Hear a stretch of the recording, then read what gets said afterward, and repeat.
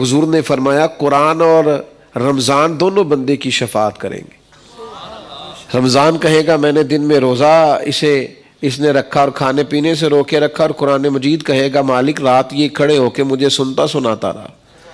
تو اتنا بڑا برکت والا کام ہے قرآن مجید سننا۔ آپ یقین کریں مجھے کم از کم وہ بات بڑی پیاری لگتی ہے، میرا کلیجہ ٹھر جاتا ہے جب کسی کو دعوت دیتے تھے نا کہ یار تو آ جا افطار کر لے، تو وہ کہتا تھا یار میں نے اپنے حافظ جی کے پیچھے قرآن مجید سننا شروع کیا ہوا، میں نے سارا وہیں سننا ہے، میں نے چھٹی نہیں کرنی۔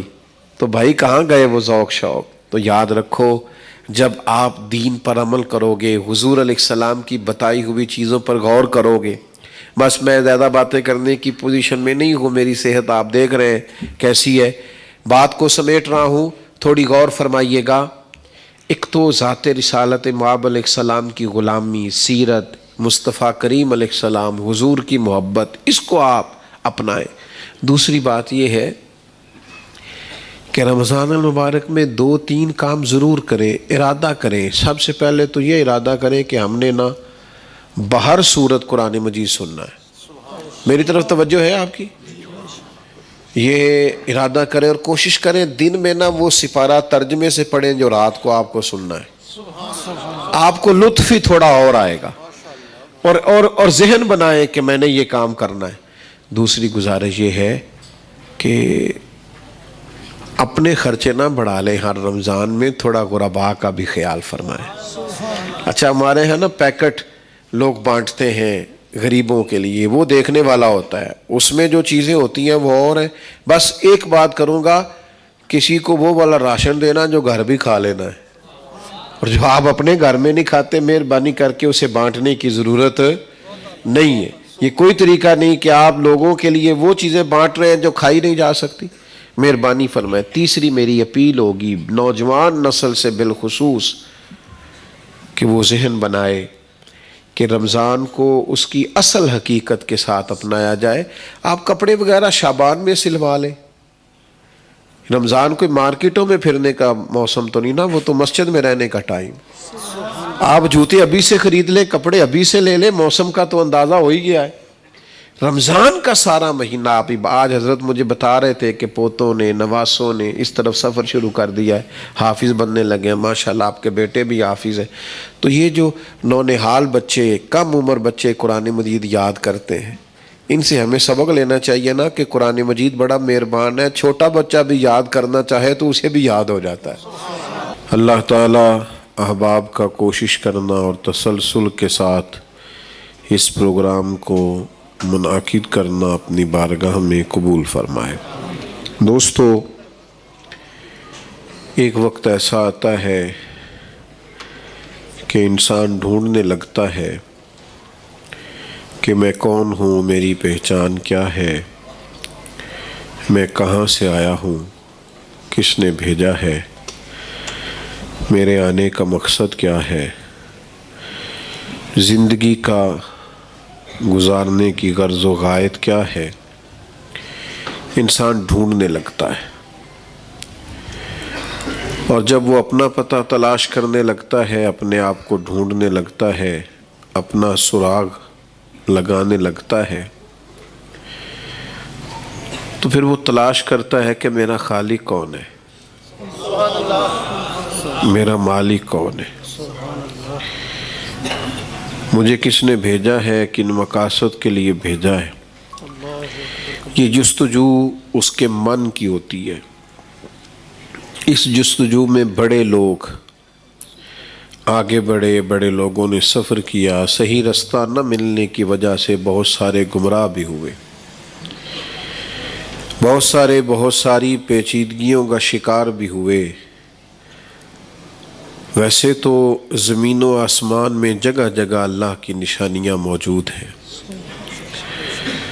لیکن مالک کائنات کی پہچان کرنے کے لیے، اپنے رب کو، اپنے خالق رازق اور مالک کو پہچاننے کے لیے سب سے بڑی کوئی نشانی ہے تو وہ ذات مصطفیٰ کریم صلی اللہ تعالی علیہ وسلم۔ محبوب پاک علیہ السلام وہ دلیل ناطق ہے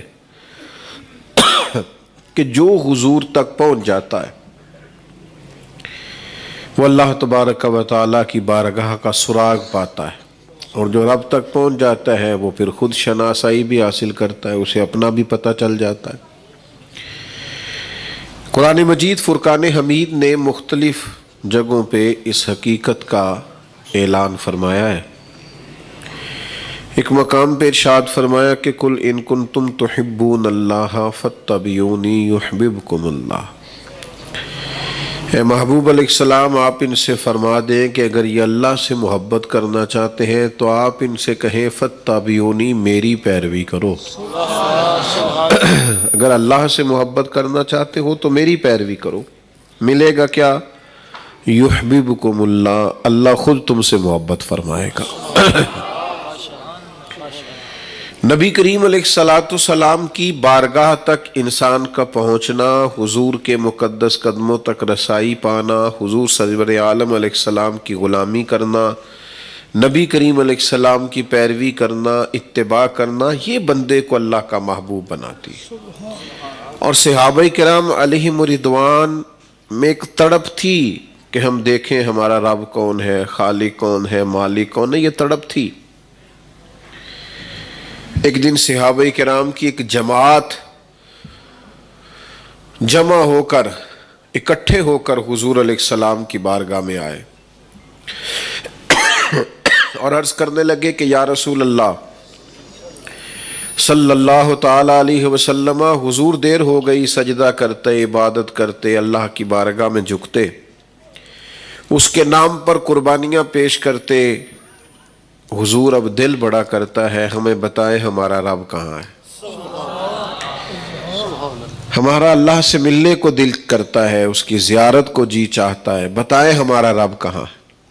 اور یہ طلب نہ بندہ مومن میں ہونی چاہیے، یعنی اس کا دل کرنا چاہیے کبھی اے حقیقت منتظر نظر آنا لباس مجاز میں،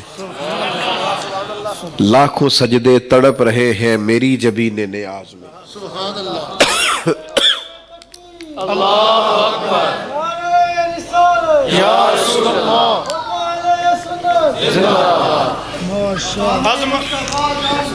زندہ باد۔ یہ طلب ہونی چاہیے۔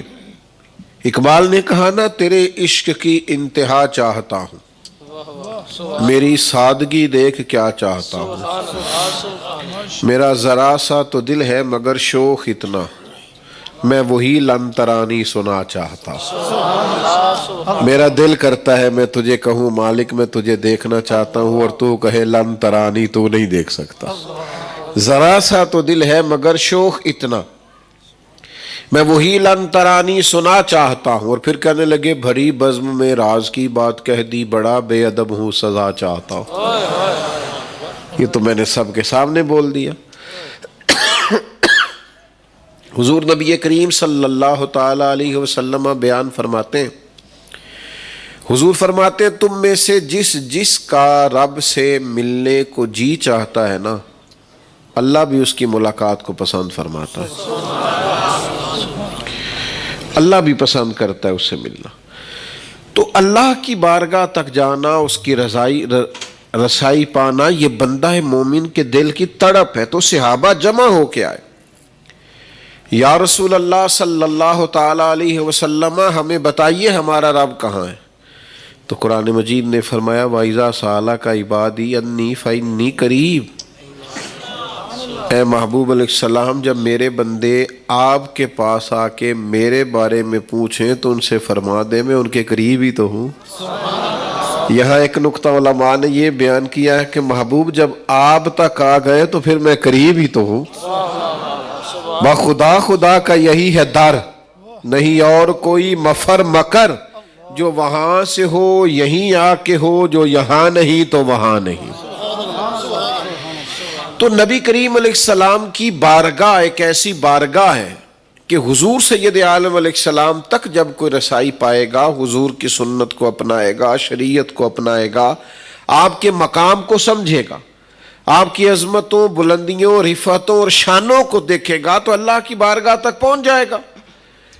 اللہ کی بارگاہ تک رسائی پانے کا کامل، مکمل، اکمل طریقہ ذات مصطفیٰ کریم ہے صلی اللہ تعالی علیہ وسلم۔ نبی پاک علیہ السلام کی ذات جس نے بھی اللہ کی بارگاہ تک رسائی پائی اس نے حضور ہی کے صدقے پائی. جیسے جیسے کوئی حضور کی بارگاہ تک پہنچتا گیا وہ اللہ تک پہنچتا گیا. ویسے بھی صوفیاء نے نا جو تصوف کی اصطلاحات بیان فرمائی ہیں تو ان میں صوفیاء کچھ اس طرح کی اصطلاحات بھی بیان فرماتے ہیں کہ بندے کا چلنا اللہ کو ڈھونڈنے کے لیے، اس کی معرفت پانے کے لیے یہ مقام نفی ہے.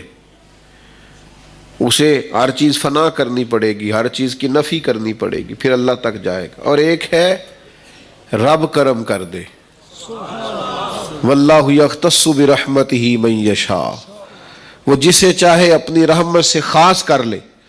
فرمایا وہ جب کرم فرمائے تو پھر مقام نفی نہیں، پھر جمع ہی جمع ہے. پھر وہ خود ہی رحمت کرتا ہے، رستہ آسان کر دیتا ہے اور بندہ اللہ تک پہنچ جاتا ہے. رستہ آسان. اور وہ رستہ آسان کیسے ہوگا؟ واحد ذریعہ یہ ہے کہ فتبعونی، حضور کی غلامی کرے. یہ سب سے آسان، آپ کی مہربانی، یہ سب سے آسان رستہ ہے اللہ کی بارگاہ تک جانے کا. وہ جیسے ماشاءاللہ آپ کافی لوگ چھتوں پہ موجود ہیں نا، تو ہارون رشید بھی ایک دن اپنے محل کی چھت پہ ٹہل رہا تھا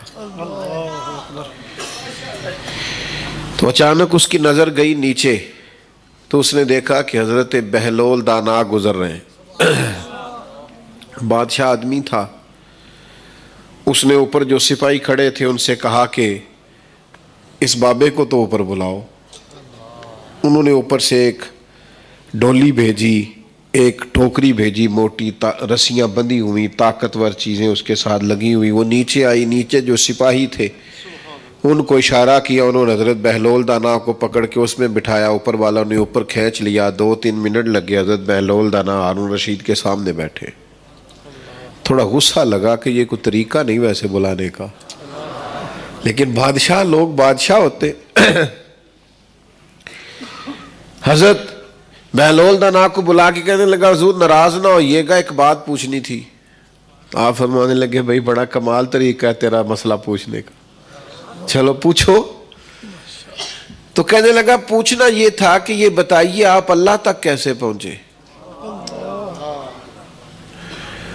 آپ کو قرب الہی کیسے ملا؟ یہ معرفت الہی کے خاص جلوے، یہ آپ کی شخصیت پر جذب کی کیفیات، یہ ہر وقت اللہ کی محبت میں خود رفتہ رہنا، آپ اللہ تک کیسے پہنچے؟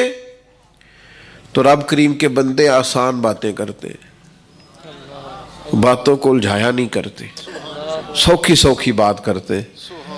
حضرت بہلول دانا فرمانے لگے جس طرح ابھی زمین سے تیرے تک نہیں پہنچا، بس اسی طرح میں رب تک پہنچ گیا ہوں. تو بادشاہ تھا، ان کے اپنے ذہن ہوتے. کہنے لگا سمجھ نہیں آئی. فرمایا تو بادشاہ جو ہوا، بادشاہ لوگوں کے مزاج ہوتے. فرمایا اگر میں تجھ سے ملنا چاہتا تو میں ایک درخواست لکھتا کہ مجھے تجھ سے ملنا ہے، پھر میں کسی وزیر کے سفارشی سائن کراتا، پھر تو مجھے کوئی ٹائم دیتا فلاں دن آ جانا، پھر میں لائن میں لگتا، پھر میری باری آتی تو پتہ نہیں تیرا موڈ کس طرح کا ہوتا. تو بات سنتا کہ نہ سنتا، جب میں چاہتا تو پتہ نہیں کتنا وقت لگ جاتا. جب تو نے چاہا ہے نا، مانا کہ محبت کے سفر میں ہر گام پہ 100 مشکل ہے، لیکن یہ سفر آسان بھی ہے اگر ساتھ تمہارا ہو جائے. میں اگر چاہتا تو پتہ نہیں کتنا ٹائم لگ جاتا، لیکن تو نے چاہا ہے تو 1 منٹ بھی نہیں لگا. بلا مثال و بلا تشبیہ صرف سمجھانے کے لیے حضرت بہلول دانا فرمانے لگے میں رب تک جانا چاہتا، پتہ نہیں جا سکتا تھا کہ نہیں. اسی نے کرم فرمایا ہے، اسی نے مہربانی کی ہے، اسی نے رحمت کی ہے، اپنی بارگاہ تک بلا لیا ہے. تو یاد رکھنا اللہ کی معرفت کا واحد راستہ رسول کریم کی ذات والا صفات ہے. جو جتنا حضور کی معرفت پاتا جائے گا جتنا نبی کریم کی بارگاہ تک جاتا جائے گا، حضور کے اقوال کو پڑھے گا، احادیث کو پڑھے گا، اسوہ حسنہ کا مطالعہ کرے گا، نبی پاک کی سنت کو پڑھے گا، حضور علیہ السلام کے بتائے ہوئے رستوں پر چلے گا، درود پاک پڑھے گا، سیرت کو پڑھے گا، جتنا حضور کی بارگاہ کے قریب جائے گا اتنا اسے اللہ کی معرفت سمجھ میں آئے گی، اتنا وہ خالق اور مالک کو پہچانے گا، اتنا اپنے آپ کو پہچانے گا۔ جتنا رب کریم کے حضور کے قدموں کے قریب ہوتا جائے گا اس پر بڑی ساری چیزیں کھلتی جائیں گی۔ ہم نہ ادھر ادھر سے سکون تلاش کرتے ہیں،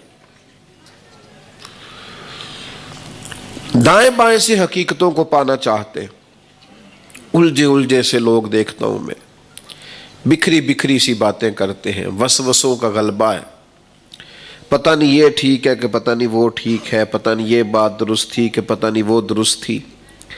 لوگ فکری تناؤ کا شکار ہیں۔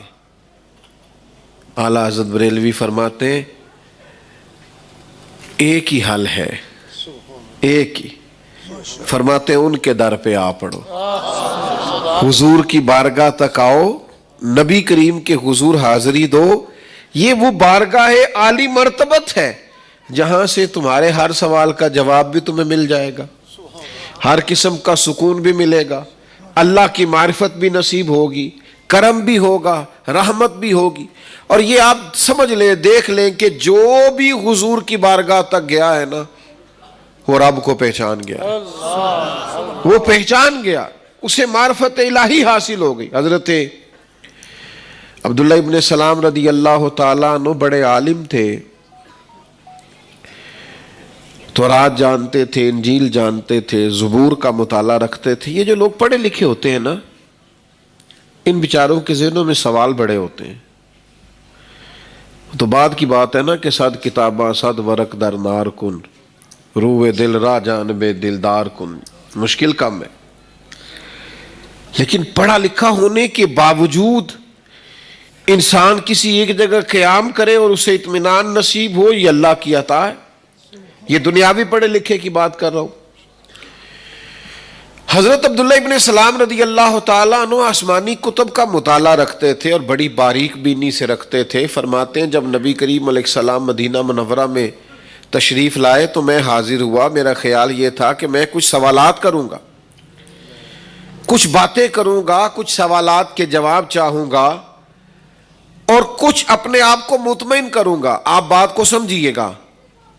فرماتے ہیں جب میں دروازہ رسول تک پہنچا نا، سبحان اللہ، میری طرف دیکھیے گا، سبحان اللہ، سبحان اللہ، فرماتے ہیں جب میں نبی کریم کی بارگاہ تک پہنچا تو حضور اپنی اونٹنی پر تشریف فرما تھے اور صلہ رحمی کے حوالے سے کچھ گفتگو فرما رہے تھے۔ فرماتے میں نے اور کچھ نہیں دیکھا، بس نبی پاک کا نا معصومانہ لہجہ دیکھا، حضور کی گفتگو کی مٹھاس دیکھی، جھکی جھکی سی نظریں دیکھی، بات کا دوسری بات سے جدا ہونا دیکھا، لفظوں کا ٹھہراؤ دیکھا۔ فرماتے ذات رسالت مآب صلی اللہ تعالی علیہ وسلم کو میں دیکھتا جاتا، اگرچہ لباس بڑا سادہ، اگرچہ طرز کلام بڑا واضح، لیکن فرماتے وہ کھچاؤ تھا حضور کی باتوں میں، وہ خاص درد اور وہ کیفیت تھی کہ میں تو کوئی سوال کرنے گیا تھا نا، پر لباں تے موراں لگیاں تے بولن دی جاچ ہی بھول گئی۔ فرماتے میں تو گیا تھا سوال کرنے اور میں تو گیا تھا بات کرنے، لیکن حضور کی بات مکمل ہوئی تو میں قریب گیا، میں نے کہا یا رسول اللہ کلمہ پڑھا دے۔ میں وہاں سے واپس لوٹا، اس بات کو آپ سمجھیں، میں واپس لوٹا تو مجھ سے لوگوں نے کہا کہ آپ تو سوال جواب کرنے گئے تھے تو فوراً مسلمان ہو گئے۔ تو میں نے کہا تم نے حضور کا چہرہ نہیں دیکھا؟ اس طرح کا چہرہ معاذ اللہ کسی جھوٹے کا ہو سکتا ہے؟ تم نے یہ انداز نہیں دیکھا؟ حضور کی بارگاہ تک جو گیا وہ اللہ تعالیٰ تک پہنچ گیا، وہ زندگی کی معرفت کو پا گیا، وہ سمجھ گیا کہ مقصد حیات کیا ہے، اسے سمجھ آ گئی ہم کون ہیں، ہم کہاں سے آئے ہیں، ہم کیوں آئے، ہمارے جینے کا مقصد کیا ہے، ہمارا دنیا سے جانے کا مقصد کیا ہے۔ انہیں زندگی کے اصول سمجھ میں آ گئے۔ ہم نہ جتنا دوڑ سکتے ہیں دوڑ لیں، جن رستوں پہ نکلنا چاہتے ہیں نکل لیں. ہم نے بڑی بڑی نئی نئی راہیں تلاش کی ہیں. معاذ اللہ کچھ لوگوں نے کہا کہ شاید موسیقی روح کی غذا ہے. کسی نے کہا کہ میں سیر کو نکل جاؤں تو شاید یہ سکون کی آماج گاہ ہے. کسی نے کہا کہ کچھ دن کے لیے میں دوستوں کی محفل میں صرف بیٹھوں, گھر سے نکل جاؤں تو شاید یہی قرار ہے. یہ تو بھاگنا ہے حقیقت سے. یہ تو آپ حقیقت سے منہ موڑ رہے ہیں. یہ تو آپ عارضی سہارے تلاش کر رہے ہیں. یہ تو چھپنے کے لیے آپ جگہ ڈھونڈ رہے ہیں. یہ تو آپ اس طرح کا رویہ اپنا رہے ہیں کہ کچھ دیر کے لیے آپ کو سانس آئے. او میرے بھائیوں, جب انسان محبوب کی گلی میں جاتا ہے نا,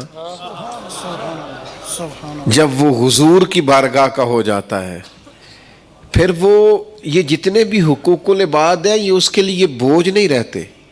پھر تو کہتا ہے میں تو ماں باپ کی نوکری بھی اس لیے کر رہا ہوں کہ مدینے والے محبوب نے کہا ہے. میں تو بیوی کے حقوق بھی اس لیے ادا کر رہا ہوں کہ یہ میرے نبی نے میری ڈیوٹی لگائی ہے. میں تو بچوں کی خدمت بھی اس لیے کر رہا ہوں کہ یہ میرے رسول کریم علیہ السلام نے مجھے ارشاد فرمایا. یہ جتنی معاشرت ہے یہ ساری اس لیے ادا کر رہا ہوں کہ فرض محبت ادا کر رہا ہوں, کسی کی ادا کو ادا کر رہا ہوں. پھر انسان ایک عجیب سے کیف میں رہتا ہے, اسے سرور حاصل ہو جاتا, معنویت اسے نصیب ہو جاتی. لیکن شرط کیا ہے؟ وہ حضور کی بار الترغیب و ترہیب میں حدیث ہے. ایسے محفل لگی ہوئی تھی صحابہ کی,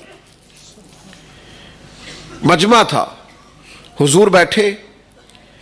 اللہ کے حبیب علیہ الصلوۃ والسلام کئی دفعہ ایک ایسی بات کرتے تھے کہ وہ بالکل منفرد ہوتی تھی. اس وقت اس کی توقع نہیں ہوتی تھی, وہ عنوان نہیں ہے. حضور نے اچانک فرمایا جس کا کوئی رشتہ دار اس سے ناراض ہے نا, وہ ہماری محفل سے اٹھ کے چلا جائے. اللہ اکبر. ہر بندہ چاہتا ہے نا کہ اس کے رزق میں بھی برکت ہو, عمر بھی لمبی ہو, سب کی خواہش ہے نا. تو اللہ کے حبیب نے نسخہ بیان فرمایا. حضور علیہ السلام فرماتے ہیں جو چاہتا ہے عمر لمبی ہو, رزق میں برکت ہو, اپنے رشتہ داروں سے اچھا سلوک کرے. وظیفہ کافی مشکل جے تسی سارے کورن لگ پے ہو مینوں, حالانکہ میں نے حدیث پاک سنائی ہے. یہ مشکات میں بھی موجود ہے, بخاری مسلم میں بھی موجود.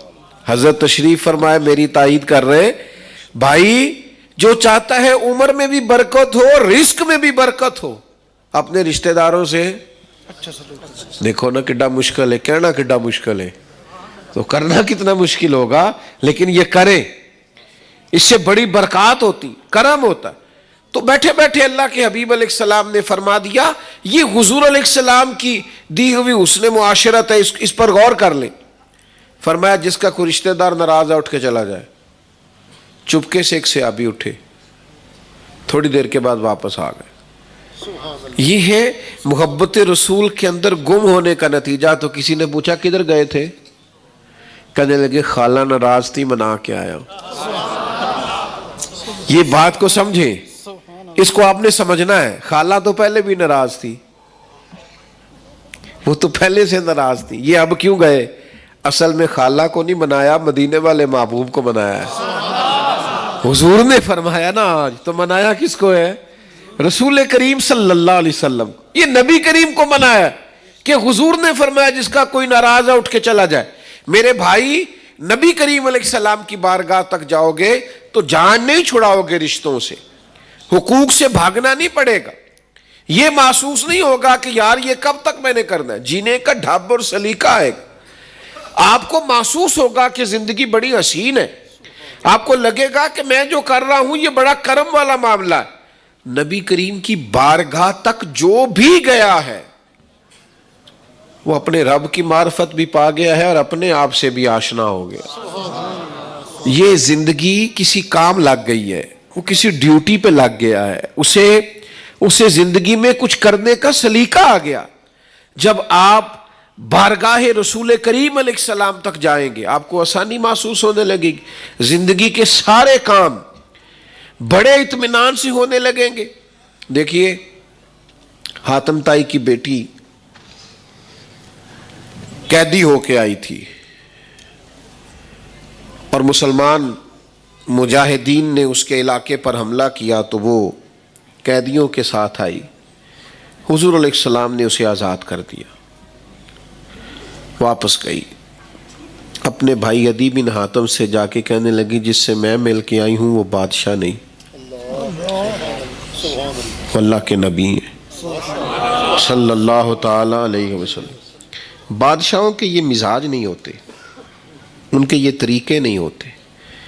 جن سے میں مل کے آئی ہوں نا، مل کے حضور سے گئی ہے، لیکن حضور سے ملنے کے بعد اس کے ذہن میں آ گیا یہ اللہ کے نبی ہے.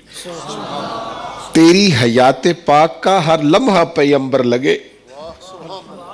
حضور سے مل کے گئی اور جا کے اس نے یہ اپنے بھائی سے کہا. تو عدی جو تھے وہ ظاہر ہے حاتم طائی نے زندگی میں بڑے بڑے بادشاہوں سے، بڑے بڑے لوگوں سے ملاقات کی تھی.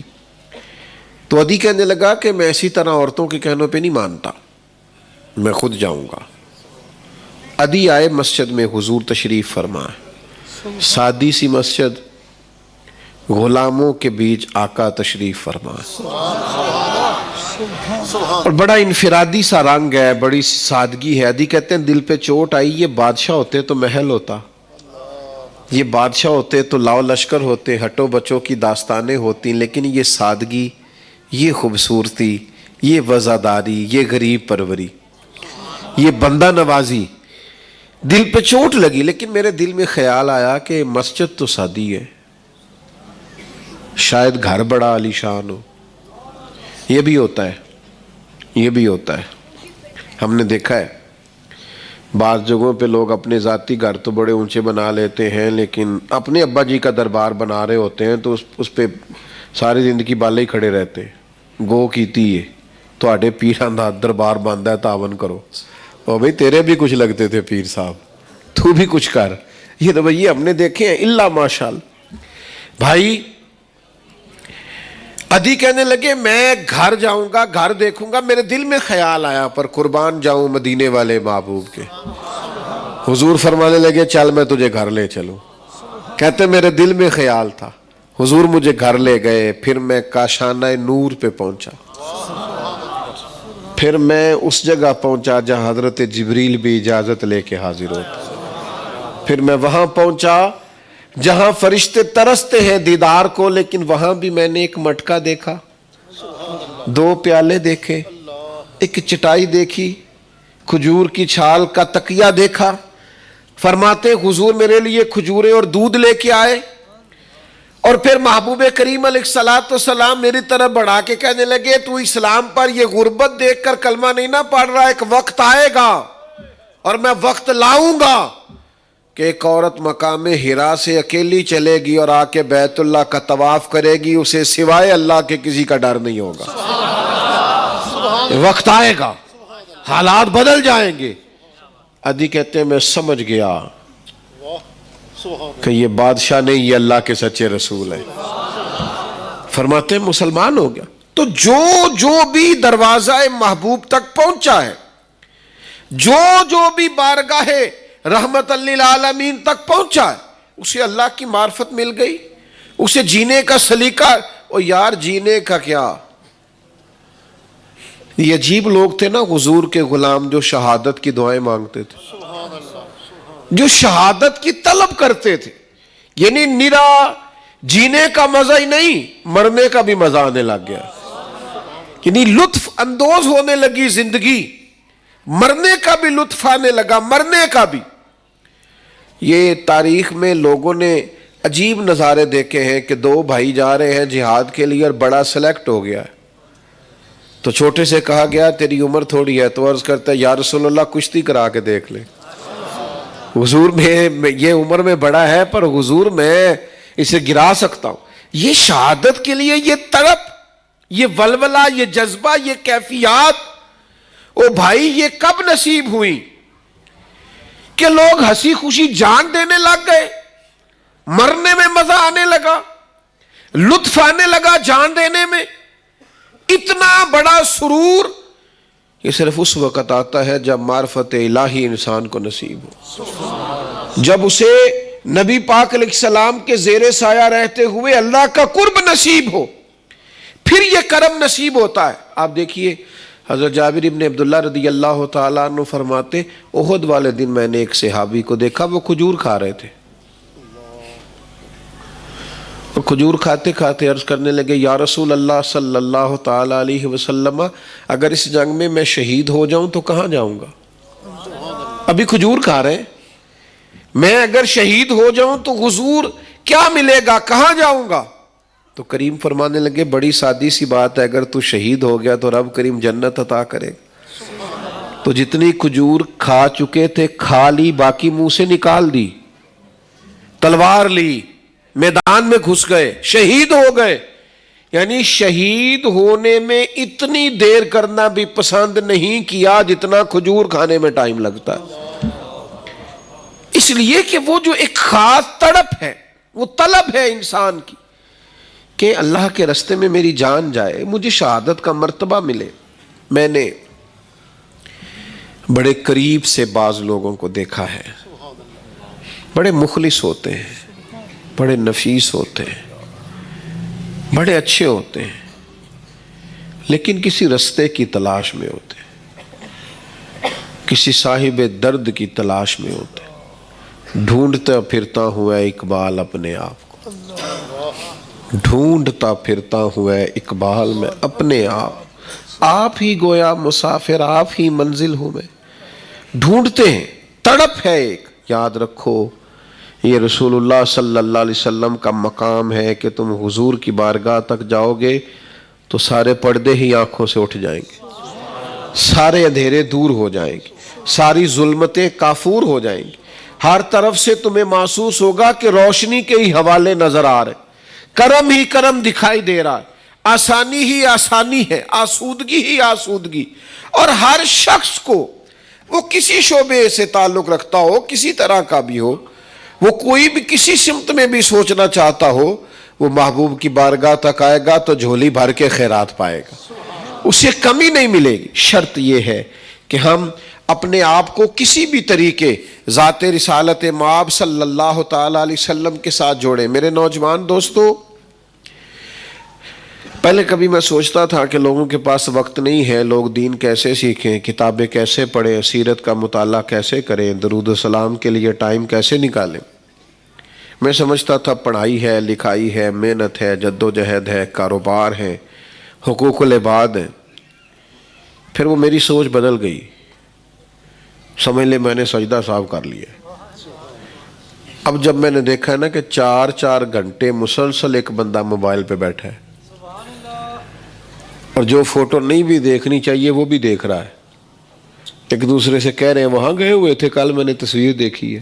وہ بھائی اتنا ٹائم کس کے پاس، اتنی فرصت کس کے پاس ہے کہ آپ سارا کچھ ہی دیکھتے ہیں؟ تو میرے عزیز، جب اتنا وقت ضائع کر رہے ہیں ہم اپنا، اور کرب میں بھی ہیں، تکلیف میں بھی ہیں، بے چینیاں ہیں کہ بڑھ رہی ہیں، آزمائشیں ہیں کہ بڑھ رہی ہیں، سوالات ہیں کہ سوالات پر سوالات ذہنوں میں پیدا ہو رہے ہیں، تو سب سے پہلا کام یہ تو کرو نا کہ نبی کریم علیہ السلام کی بارگاہ تک رسائی تو پاؤ نا، حضور کی سیرت پاک کو تو پڑھو نا، نبی پاک کے جلووں کی طرف تو آؤ نا۔ یہ جتنے کام ہم کرتے جا رہے ہیں یہ بیکار سے بیکار ہوتے جا رہے۔ اور پھر اللہ خیر کرے، سوشل میڈیا جب سے عام ہوا ہے، اسکالر بھی ایک سے ایک عام ہے۔ یہ کچھ عرصے سے میں کافی جگہوں پہ بات اس کا ذکر کر، کچھ عرصے سے پہلے بڑی ساری باتوں پر بحث کرتے تھے، آج کل تراویحاں بھی مشکوک کی جا رہی، یعنی اس پر تو امت کا اجماع تھا، سارے پڑھتے تھے۔ اور جناب فاروق اعظم رضی اللہ تعالیٰ عنہ نے جب سے حضرت ابی بن کعب کی امامت میں لوگوں کو جمع کیا، امت میں کبھی اس پر اختلاف نہیں ہوا، تراویح پڑھی جاتی رہی۔ لیکن اب لوگ، اچھا ظاہر ہے 20 رکعت تراویح ہے اور تھوڑا ٹائم لگتا ہے، تو نفس جو ہے وہ بڑا بوجھ محسوس کرتا تھا، تو لوگوں کو وہ بات اچھی بھی بڑی لگتی ہے جس میں گنجائش ملے۔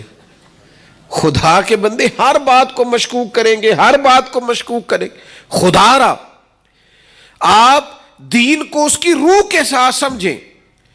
آپ ہر اس جگہ جا کے کچھ چیز حاصل کرنا چاہتے ہیں جہاں سے گنجائش ملے، جہاں سے روز بروز آپ کو چھوٹی سی چھوٹی چیزیں ملیں۔ خدا را شریعت اسلامیہ بڑی حسین ہے، بڑی خوبصورت ہے، اس کے اندر بڑی جاذبیت ہے. آپ اس کو سمجھے تو صحیح یار. اس رویے پر آپ کبھی غور تو کریں کہ نبی کریم علیہ الصلوۃ والسلام کے ساتھ ہر سال میں 2 دفعہ حضرت جبریل امین علیہ السلام قرآن مجید کا دور فرماتے. ہر دفعہ ہر سال حضور کے ساتھ دور فرماتے، اور جس سال وصال فرمایا اس سال 2 دفعہ دور فرمایا، ورنہ سال میں 1 دفعہ دور ہوتا. قرآن مجید کے ساتھ وابستگی، دلچسپی، پھر تو ہمیں کوشش کرنی چاہیے نا، آگے بڑھنا چاہیے. تو خوبصورت کر کے تیاری کرے رمضان کی. حضرت مفتی صاحب تحریری کام کرتے ہیں اور آپ کی کافی کتابیں مارکیٹ میں آ گئیں. چند ایک مجھے بھی حضرت نے تحفہ تن دی تھی، میں نے دیکھی ہے. یہ ایک بڑی خوبصورت آپ نے آج اس کی تقریب رونمائی ہو رہی ہے، حسن معاشرت قرآن و حدیث کی روشنی میں. اچھا آپ کو ایک بات بتاؤں، اس کی بڑی خوبصورت ترتیب، میں نے الحمدللہ یہ ساری کتاب پڑھی اول سے لے کر آخر تک، ساری مجھے حضرت دے آئے تھے، میں نے پڑھی. یہ بڑی خوبصورت ترتیب ہے اور ساری قرآن و سنت کے دلائل کے ساتھ یہ کتاب مزین ہے. یہ ترتیب حضرت کی ہے، ارشاد اللہ رسول کا ہی ہے. میری یہ خواہش ہے، جیسے میں نے پہلے عرض کیا نا کہ ہم لوگ سارے اللہ خیر کرے موبائل پہ بڑا وقت دیتے ہیں. یہ تو صرف ایک نشست میں پڑھ لینے والی کتاب ہے، بہت طویل کتاب نہیں، 150 کے لگ بھگ صفحات ہے.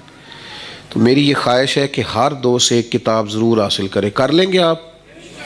او ماشاءاللہ، یہ زیادہ نوجوانوں نے انشاءاللہ کہا ہے، میرا دل خوش ہو گیا ماشاءاللہ. یہ بڑی بات ہے. یہ جو بے موسم پھل ہوتا ہے، یہ کتاب ضرور حاصل کرنی ہے.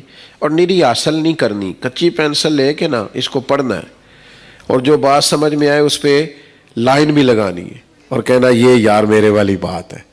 تو یہ اگر آپ رمضان سے پہلے اس کا مطالعہ کریں گے تو آپ کو بہت سارے فوائد حاصل ہوں گے. اور حضرت کی دیگر کتب بھی لیں. میں آپ کو اس کتاب کی تصنیف پر، اشاعت پر مبارکباد بھی پیش کرتا ہوں اور دعا بھی کرتا ہوں کہ اللہ تعالیٰ زور قلم میں اور اضافہ فرمائے.